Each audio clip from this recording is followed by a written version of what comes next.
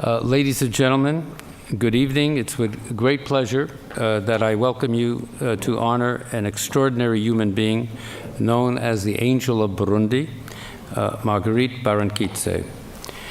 Maggie, if I may call you Maggie.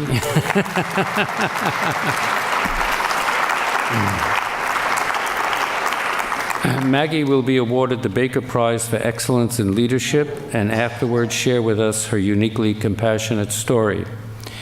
I first met Maggie a year ago in Yerevan, Armenia, where my family and I traveled to attend the inaugural Aurora Prize for the Awakening Humanities ceremony. This prize recognizes an individual whose heroic actions have had an exceptional impact on preserving human lives and human dignity. Maggie's self-sacrifice, her compassion, and perseverance captivated the audience, and she was unanimously chosen to be awarded the first Aurora Prize by none other than George Clooney. But that's another story.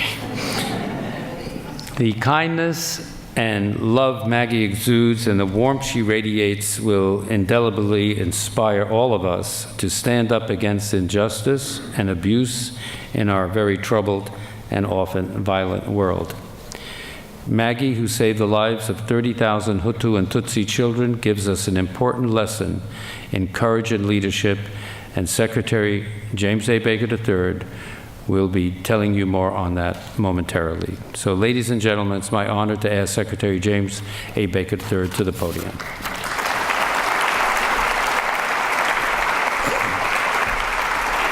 Thank you, Ed. Thank you, Ed, very much, ladies and gentlemen.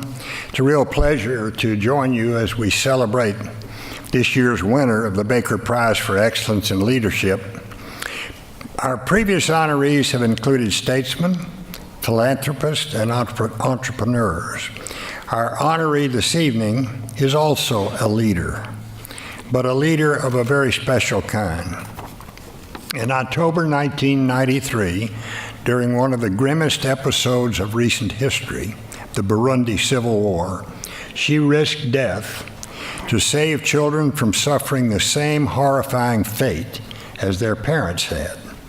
That day, terrible as it was, marked the beginning of an extraordinary journey for our honoree and for the countless lives that she has touched and saved. Her Maison Shalom, or House of Peace, may have started as a refuge for only 25 orphans,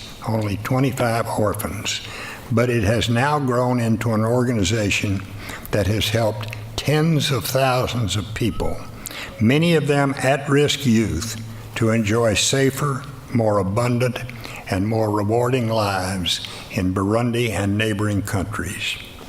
And the Maison Shalom has done so by bridging deep social divides and by building fruitful alliances at home and internationally.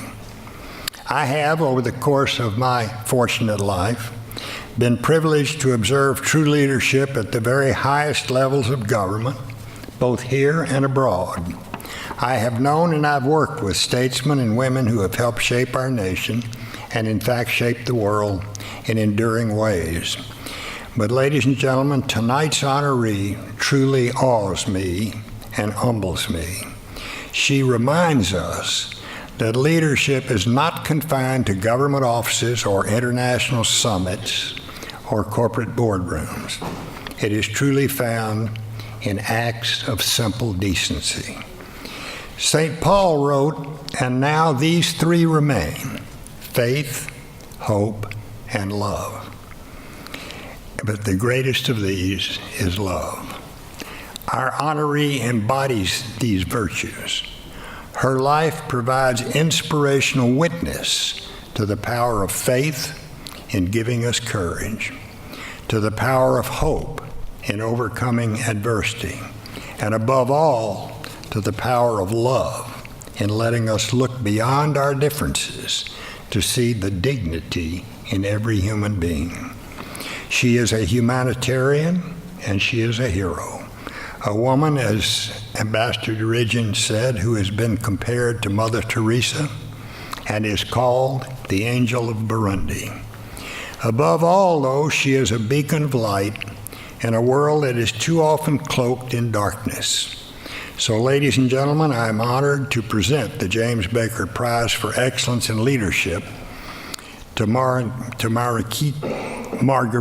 Barankitse, Maggie, as we call her, Maggie.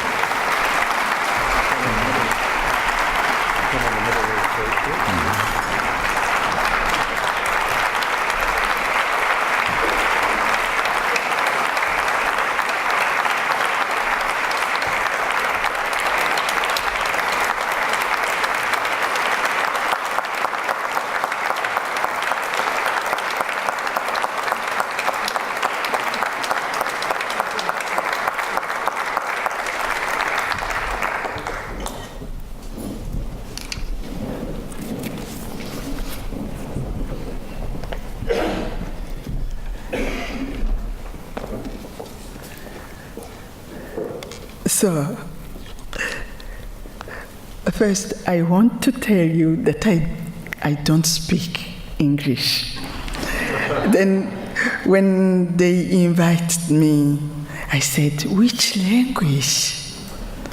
But you invite a child. I work with children, then I am not shy. I didn't prepare a speech.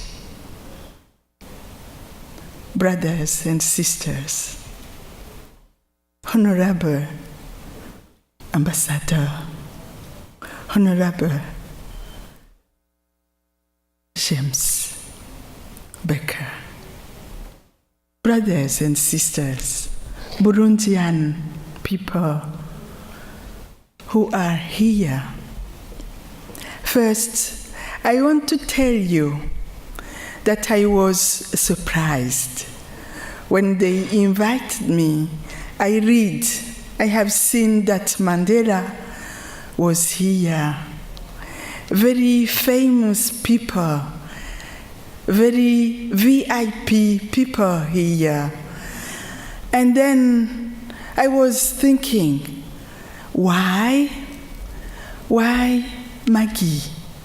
Why a person, a simple person, today you invite me to give me this award? And I am a Christian, and today is a Holy Thursday. I was thinking the symbol, the humility you have. Thank you. I want that you can applaud to those here.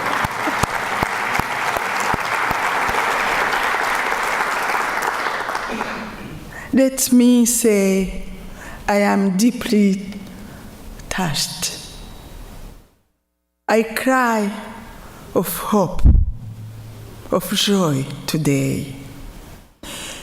Burundi is a very small country.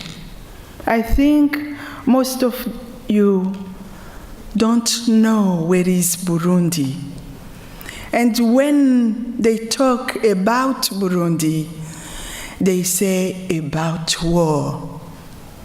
They say about poverty. Everybody think, where is Burundi? But for me, my motherland, since I was young, I was thinking, this land is so beautiful. This land they call the Switzerland of Africa, with many mountains, so beautiful, green. And I was thinking, why there is a war since I was little? Then when I was teenager, 16 years old, the first massacres in 1972, when I saw those massacres, I asked to my mom, who was widow, because my father died when I was 5 years old, and my mom 24 years old when my father died. But she taught me love. She taught me compassion. I asked her, Mom, why they kill each other? We speak the same language. We live in the same village.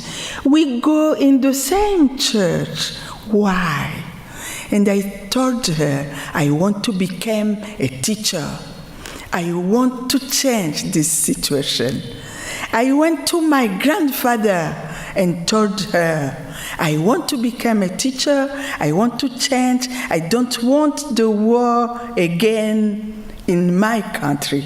My grandfather, of course, said, this rebel, you will see. Why would you change the school? I said, through children.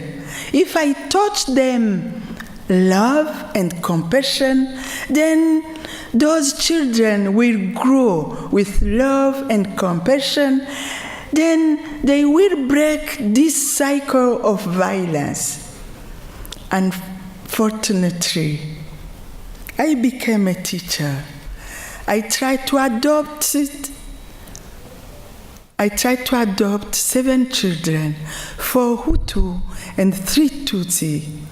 I brought to my family, but my family looked at me. What? You don't want to marry for an African woman? You don't want to become a nun and you brought children here? I said, yes. This is my challenge.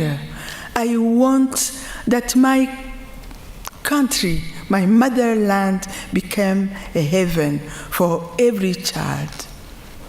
Unfortunately, in 1993, the war broke again.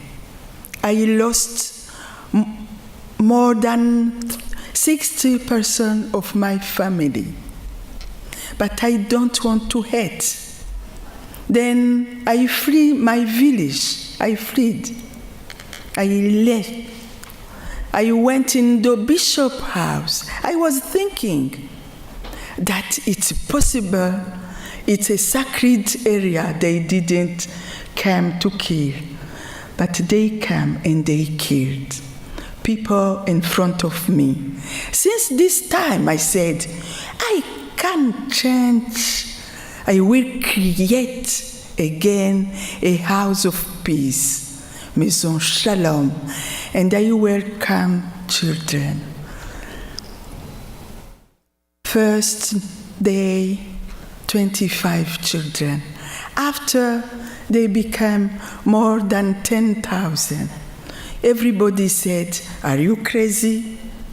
How you will feed? How you will try to give dignity to those children? Always when the children ask me, are we orphans? I said, no. You are prince and princess. You will change the situation in the country. I succeed because those children grew. They grew up. They became engineers. They became doctors. They became teachers. And I try because I have seen how I can raise those children, give them dignity. I began to build a cinema. The people ask me, are you crazy? You want, because I live far from a town, main town. You built cinema? I said yes, because we kill each other because of ignorance. I want that people come and watch movie and have a window of the world to see that the people, look, in America, you are mixed, but I don't see that you kill each other. I said, I will transform my hometown in a paradise. I built hospital, and since I built hospital, during 8 years, no mother died in giving birth. 8 years. I said, I don't want that they become so poor. I built also cooperatives, even a bank. Then we transform my hometown. I stay there. We celebrate life until 2015. Unfortunately, the president began again to kill children. I stood up and I said, I can't accept that you kill children. And I was obliged to flee the country and to go in Rwanda, because there we have, imagine in Burundi now, 10% of the population of Burundi fled the country. 10%. And even in Burundi, people were obliged to leave their provinces and to hide. But never give up. I choose hope. I choose love. I choose compassion. I want to concrete, to say to you, however, the love will win. And I have seen what you have written for this institute, Mr.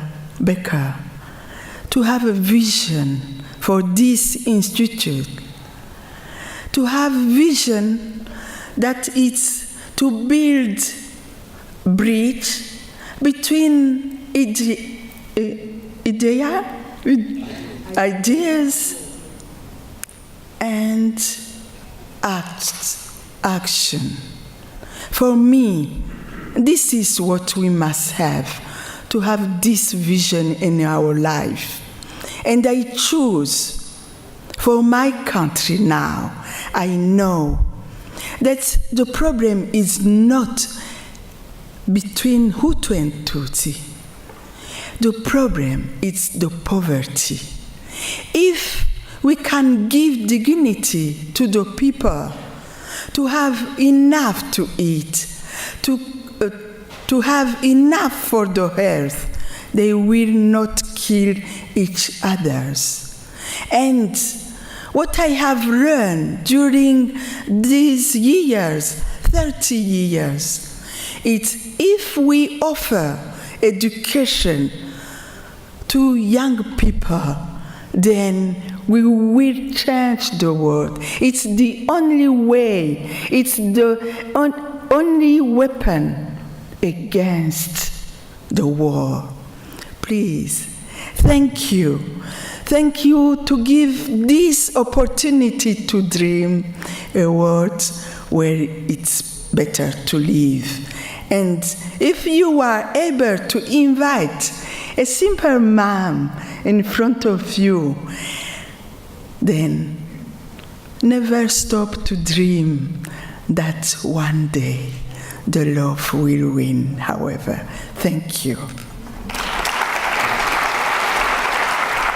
Sorry for my English. Thank you, Maggie. Did you take some questions from the audience? Some questions or questions? Thank you, Maggie has very nicely agreed to take some questions from the audience, so please come to the microphone if you have any questions. And while people are going up, let me, this young lady here, please. Hi, thank you so very much for coming to speak to us and to accept your award. Are you in Rwanda currently? And if so, are you doing any similar work in that country? Yes, I could. Yes.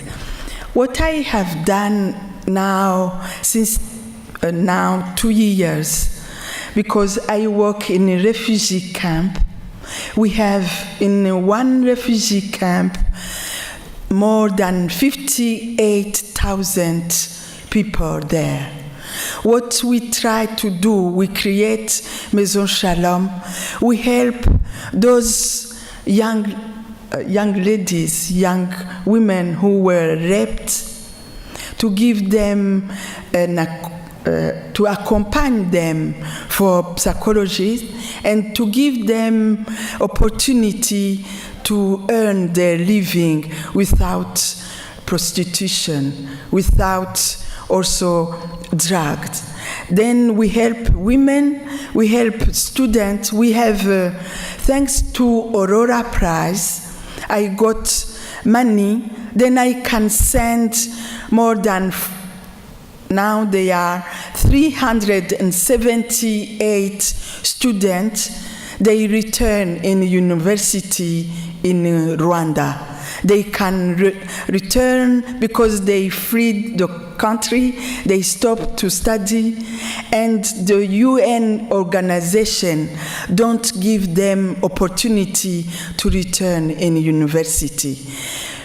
Like as I said, if we want to return in our country, we must give them opportunity to return in university. And I began with, in the town in Kigali, there are 32,000 people, refugee there, Burundian refugee. Then what I do, I open a community center there to give to the mothers opportunity to come with their little children. We want to help in nursing, and we help also more than 300 young people to return to study in vocational training, and the best pupils in school, we took 300 or so best students to return in secondary school. And also we give microcredit to 500 women in order to live in dignity in town of Kigali. And we go also in other little towns in Rwanda, in Butare, in Nyamata. We try just to put candle in darkness, because I can't help the 82,000 Burundian refugees in Rwanda, but we do what we can do to create hope, to say to everybody, don't give up. It's possible to dream a Burundi where we will be good to return, because now I am a refugee. I suffer. I have no passport. Now I have only a travel document, but I want that we return with dignity in our country. I applaud that. Congratulations, Mrs. Barankitse. I think the Institute chose such a fabulous role model for this award, and I applaud all of your work. I am a public high school teacher, and so I love your commitment to education. And I'm hoping that you could enlighten me so that I can explain to my students when we're studying Africa and the genocide, what began the genocide between the Hutu and the Tutsi? Thank you. Of course, it's very difficult to explain genocide. First, we must say that it's a political conflict. Hutu and Tutsi, we speak the same language. We live in the same villages. But politicians try, because they want to maintain to the power, to lie to the population, because they maintain them in ignorance. Then they will try to kill. Look what happened in Rwanda. I don't think that the Hutu in the villages have had problems with their neighbors, but it's the politician, even in Burundi now, he began to say, it's a Tutsi who want to come back on the power. First, it was political problems. Now, since 1 year, he began to show that the Tutsi and to déshumaniser. Dehumanize. Oui. That we are not the same, but we are the same. In Burundi, how you can see the difference between Hutu and Tutsi? They were mixed marriage. Now, where we will put all those young? But when the politician wants to kill those who can stand up and say no, then they will found really how to kill one ethnic group. And it's why I ask you, really, we are one human family. Don't let our president kill his people. Because now we say, oh, it's not so many people. He didn't kill so many people. But he killed every day almost 20 young people. Then genocide, you know, how déshumaniser, how to discriminate people. And we will die, and you will come when it will be late with so many injuries to repair. But we can prevent. It's what I would like. If you offer to young people to be able to study and to be together, like I make this center, community center, Oasis of Peace, and explain what is it, genocide. It's to deny the other, not to see that he's our brother and sister, our child, but our enemy.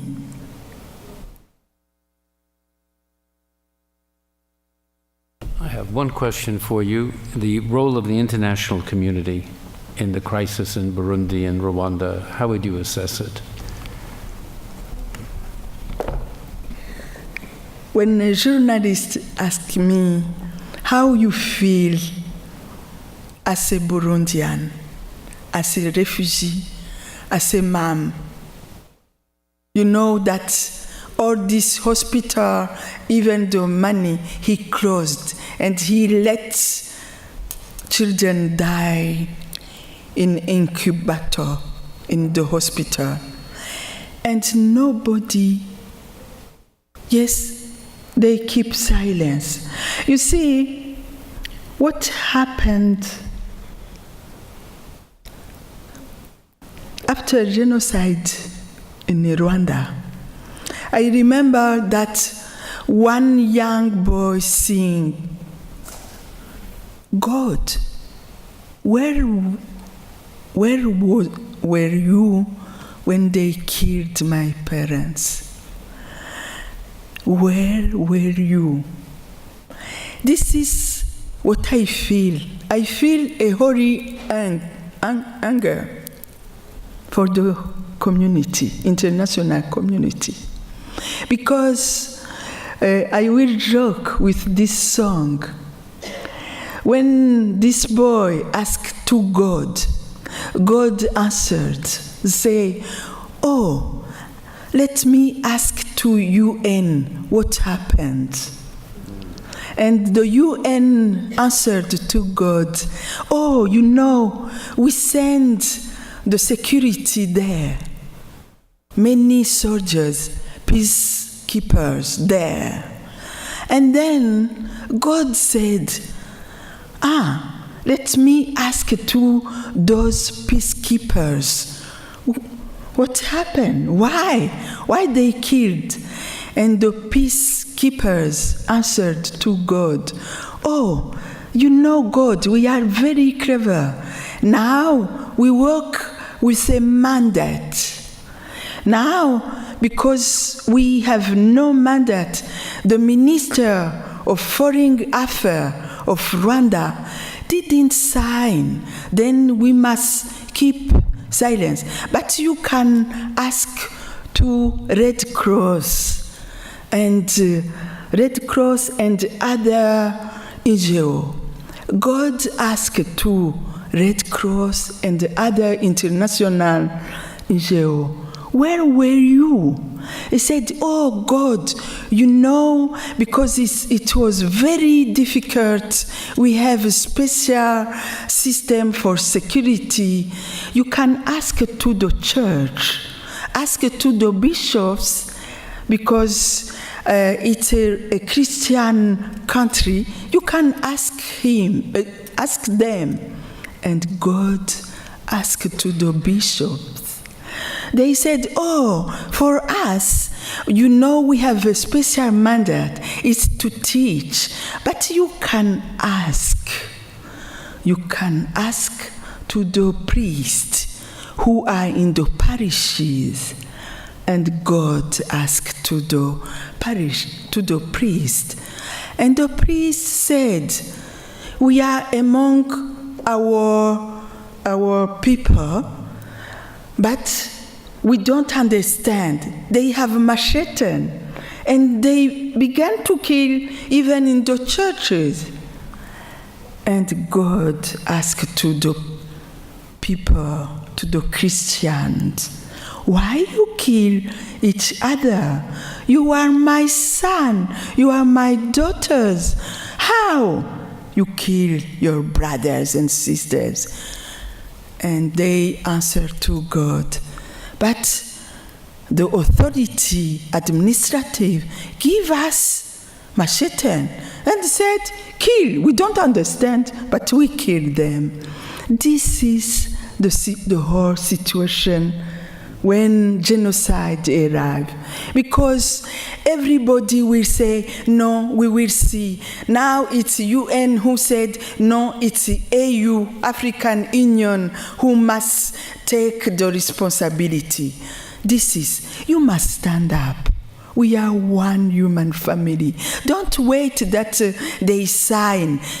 Wherever you are, stand up and said, don't kill my son, don't kill my daughter, don't kill my sister and my brother.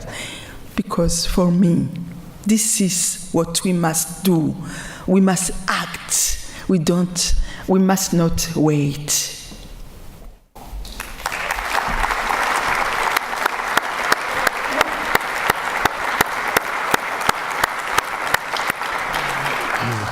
We have one last question. Hi, Maggie. Thank you so much for coming. Yeah. We're welcoming you with open arms. Quick question. With the current president, Pierre, do you think problems will be solved once he leaves office? What? Les problèmes seront finis. Non, oui. Après le départ de ce président, est-ce que les problèmes au Burundi vont être résolus? Of course. Yes. The only problem we have, it's Peter Nkurunziza. So, who would you ideally like to lead Burundi once he leaves the office? What? Who? I think the only person who can lead these people, the only who love his people, who has vision, because Peter have no vision. If you lead the people and you have no vision, then you bring them in darkness.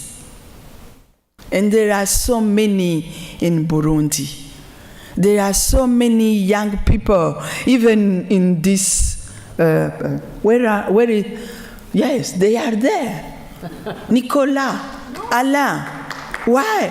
You young ladies, stand up and accept. Don't stay here and thinking, oh, the others will take the place. No. You should run for president. Huh? Quoi? No, I am just a mom, a grandmother. Yeah, there are many young here who can do that. I have no vocation to become a president, to have a crazy president. Yeah. You will be the last question. One last question. So have you had the opportunity to see one of your prior students take a leadership role with your message or their vision of love and compassion? Est-ce que vous avez vu un de vos étudiants qui ont vraiment porté votre message de l'amour et de la compassion? What I forget to tell you, it's 80% of my staff when I was in Burundi were former children of Maison Shalom. Even now, the country director of Maison Shalom in Rwanda is a former child of Maison Shalom. For them, they had understood. Of course, I have so many, more than 30,000 former children. They are not angels. Of course, even when you have 5 kids, you can succeed. But I succeed for one thing. They don't think that they are Hutu or Tutsi. They always said, we are children of Maison Shalom.